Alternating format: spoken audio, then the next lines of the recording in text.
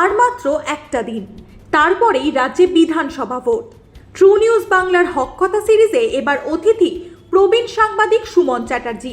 রাজ্যের বিভিন্ন গুরুত্বপূর্ণ বিধানসভা আসনের প্রার্থীদের সম্ভাব্য ফলাফল নিয়ে বিশ্লেষণ করলেন তিনি।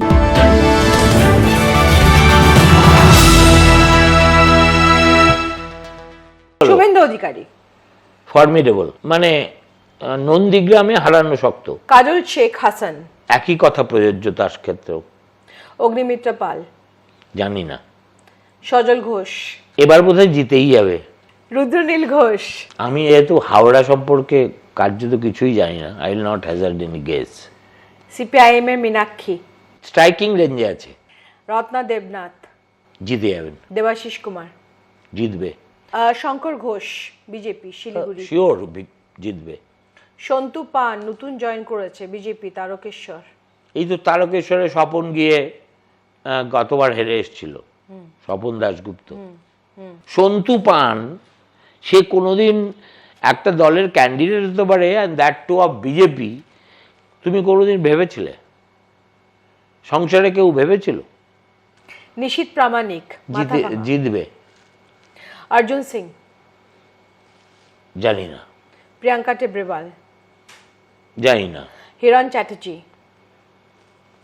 Don't know. উদয়ন গুহ শুনছি তো জিতবে। Aditi Munshi tough battle, Adhir Ranjan sure shot.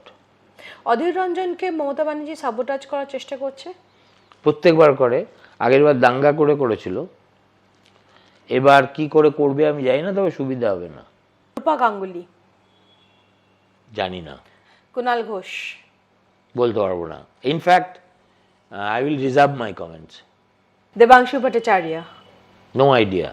Ratna Chatterjee Ratna তো হোম টার্ফে দাঁড়িয়েছে, there is no Sovan breathing down upon her নেক। আর ওটা তো ওদের প্রায় বসতবাটির মতো হয়ে গেছে না। ফলে if Ratna gets defeated, then TMC will not cross 75 or 80 seats. Becharam Manna Singur Should be defeated.